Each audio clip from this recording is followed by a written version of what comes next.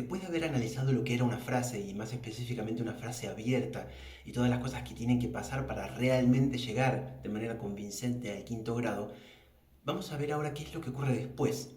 ¿Cuál es la frase contrastante que viene después de esa que ya escuchamos? Para entender este video es muy importante haber visto antes el que les estoy dejando en la descripción, que es el que analiza la primera parte de esta obra de Schumann que estamos estudiando. Tenemos acá el segundo sistema y viene esta frase contrastante. Como decía Schoenberg, el contraste en realidad es la coherencia oculta. O sea, vamos a tratar de descubrir por qué Schumann eligió poner estas cosas acá, por qué esto es coherente, qué tiene que ver con lo anterior y cómo la primera frase condiciona lo que puede ocurrir después o lo que ya sería raro o incoherente que ocurra. Stravinsky también decía en la poética musical que para él el contraste era muy fácil, había que hacer lo que sea, simplemente. Lo que era mucho más difícil es la similitud. O sea, en palabras diferentes está diciendo lo mismo que Schoenberg, ¿no? Que el contraste tenga sentido y sea coherente y sea una derivación orgánica de lo que ocurrió antes, es lo que es difícil. Y es lo que hace muy bien acá Schumann, que es lo que vamos a ver. Estas pequeñas unidades de tres notas parecen dar a entender que no tenemos acá la misma unidad de semifrases que teníamos en la primera frase, ¿verdad? Porque en la primera frase teníamos claramente dos semifrases de dos compases. Acá, por lo menos en la superficie, no vemos eso tan claro. Parece esto agruparse de un compás, otro compás acá, y ahora sí, parece haber una unidad un poco más larga que sí se prolonga y se proyecta durante dos compases.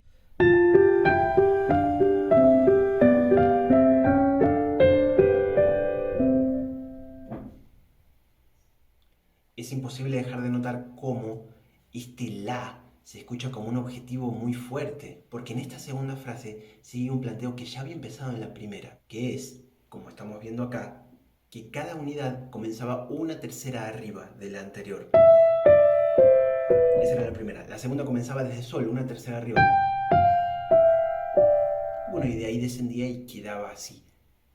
Pero ahora explora qué puede pasar si eso sigue subiendo terceras, ¿no? Y tenemos el primer compás. El segundo, otra tercera arriba. El primero empezaba de re, este empieza de fa. Y entonces suena muy lógico cuando después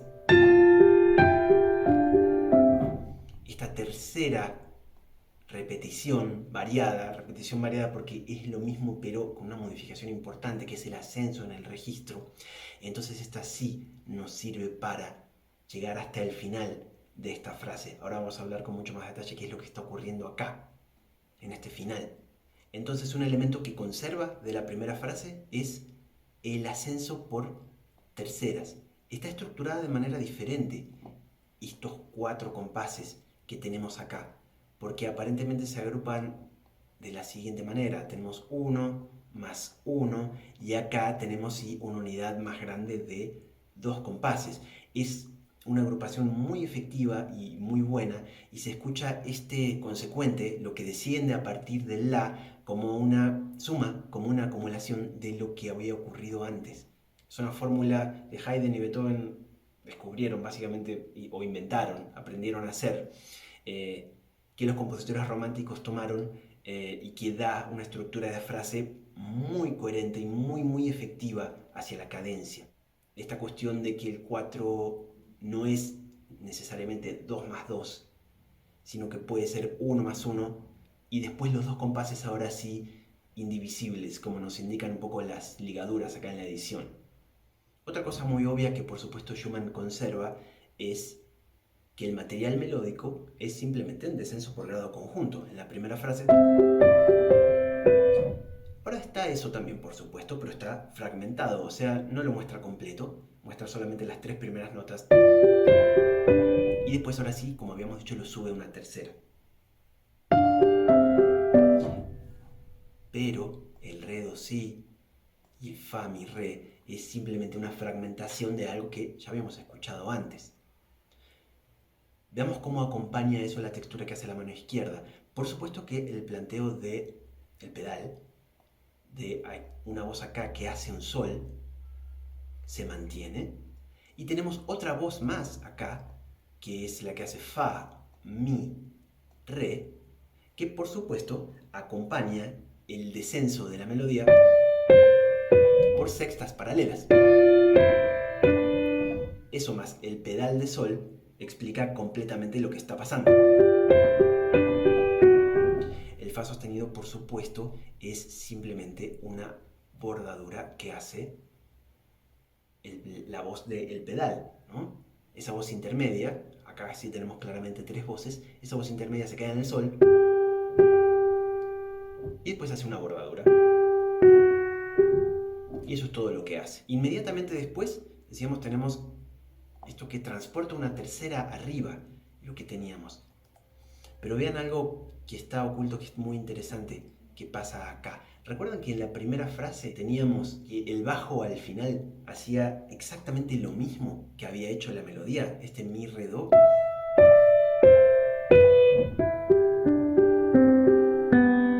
Exactamente igual. Bueno, acá tenemos algo muy parecido. Este re, do, si se pasa abajo, re, do, si.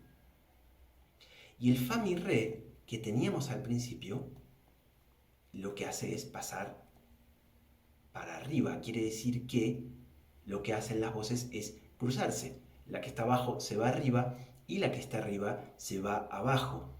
El intervalo entonces se invierte. Antes teníamos puras sextas paralelas, ahora tenemos puras terceras. Son por supuesto terceras compuestas, tenemos en realidad décimas. Entonces lo que eran sextas, las voces se cruzan, se invierten.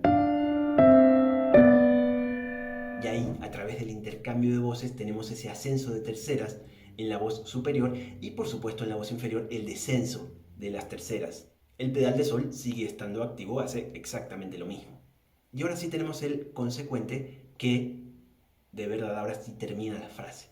Veamos qué es lo que ocurre ahí y, sobre todo, veamos qué es lo que pasa con estas secuencias de terceras, que como habíamos explorado antes, lo que pasa cuando hay secuencias de terceras es que en realidad hay dos voces que están siendo expresadas alternativamente. Por ejemplo, acá en este compás tenemos re, fa, mi, sol, que son claramente dos voces diferentes. Una que hace fa, sol y que vuelve al fa, y otra que hace re, mi, y vamos a ver hasta dónde llega. En realidad lo que tenemos acá es un caso muy parecido al que teníamos en la primera frase, es que desde el unísono, un unísono se desdobla, se abre por movimiento contrario en una tercera, y la tercera se vuelve a cerrar en el unísono, el sol va al fa y el mi también va al fa. Acá lo estamos escuchando otra vez, verticalizadas las terceras. ¿De dónde sale entonces este la, do que tenemos acá?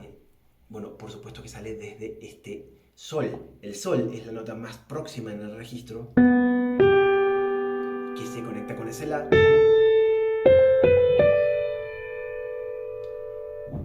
Y sigue subiendo. Lo que hace la es subir al si y resolver en el do. La voz que está acá en el re resuelve también en el do. Pero hay una cosa muy importante que produce este fa que queda ahí. El fa es el cuarto grado de la escala.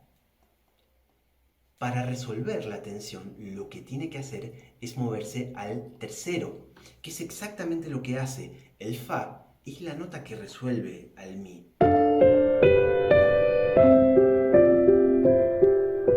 Y cuando eso ocurre, permite que la frase inicial se empiece a repetir exactamente tal cual había empezado. Si no hubiéramos escuchado ese fa, no tendría sentido ahora escuchar el mi. No lo hubiera provocado musicalmente. Pero es la intención de resolución del fa, que quiere descender medio tono, lo que permite que en este punto se vuelva a repetir el principio exactamente igual, con el mínimo detalle agregado que ahora tenemos este do. ¿Y este do por qué ocurre? Porque hay voces que necesitan resolver a ese do. Este movimiento ascendente, la, si, do, tiene que terminar ahí. Y lo mismo el re, do. Fíjense que tenemos un si que va al do y un re que va al do. O sea, otra vez una tercera que colapsa en un unísono. Sumado a esto, el fa, que resuelve en el mi. ¿Y qué es lo que ocurre con la cadencia de esta frase? Porque habíamos dicho en el video anterior que lo que necesita una frase para terminar es una cadencia. Eso es cierto y eso es válido, pero no siempre el compositor va a querer que el discurso realmente se detenga. Hay lugares de la estructura donde eso no conviene, donde lo que conviene es que la cosa siga fluyendo hacia una cadencia mucho más importante. En esos casos, los compositores suelen usar un truco que se llama elisión. Una elisión es un punto, como tenemos acá, donde algo llega a su fin, algo concluye y otra cosa comienza en ese mismo punto. Ese punto, por supuesto, es este acorde de do que tenemos acá, porque ese acorde de do sirve como resolución a la cadencia. Entonces ahí termina. Es una cadencia muy imperfecta, porque melódicamente hace, como veíamos recién, 4-3. Muy imperfecta quiere decir que el movimiento no se escucha realmente que haya terminado. Se necesitan otras cosas para concluir una cadencia imperfecta. No que sea ni mejor ni peor que una cadencia auténtica perfecta. Lo que pasa es que una cadencia auténtica perfecta sí se escucha como un final y una cadencia imperfecta se escucha como un final pero mucho más débil, como que el movimiento melódico debe seguir para terminar realmente esa cadencia. Y este acorde de do, simultáneamente que sirve como cadencia de esta frase contrastante, sirve también como punto de partida de la repetición. En el mismo punto del tiempo, en el mismo elemento, sirve como para terminar una cosa y comenzar otra. No hace falta, y hubiera sido mucho peor musicalmente, mostrar cómo esta frase termina y después cómo comienza la repetición.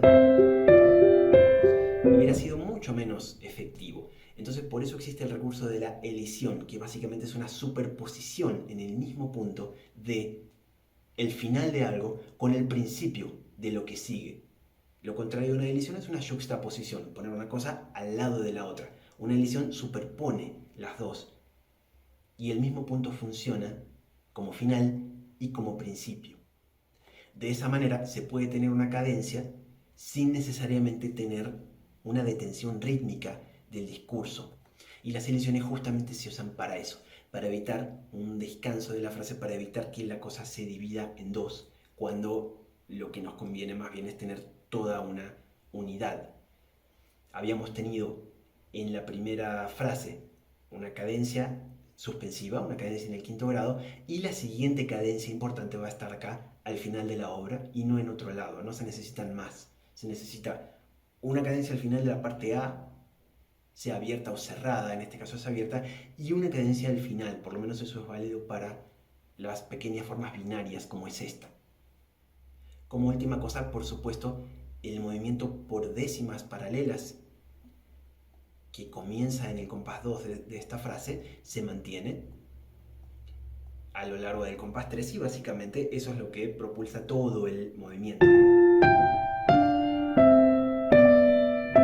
Las décimas paralelas, o sea, las terceras paralelas, que por supuesto también es lo que va a comenzar la repetición, ¿no? Se comenzaba con una décima, la décima do mi es la que abre la obra. Bien, para recapitular, toda esta frase contrastante en realidad estaba hecha a partir del material que ya escuchamos. No hay acá realmente material nuevo. Está entendida la potencialidad que había en la primera frase y utilizada al máximo acá. La potencialidad, por ejemplo, que había en los elementos más sencillos posibles, como puede ser simplemente el descenso por grado conjunto, o que cada pequeña unidad comienza una tercera arriba. Y después, ¿cuál es la relación, como veíamos, entre el compás 1 y el compás 2 de esta frase? Simplemente el cruce de voces. Y cuando tenemos un cruce de voces, que lo que está arriba se va abajo y lo que está abajo se va arriba, lo que tenemos es que el intervalo que se produce entre las voces se invierte. Habíamos partido desde una sexta, terminamos en una tercera. Y el paralelismo de terceras es lo que nos va llevando hacia la elisión, hacia la cadencia que tenemos al final de esta pequeña frase contrastante. Espero que les haya servido este video y nos vemos en el próximo.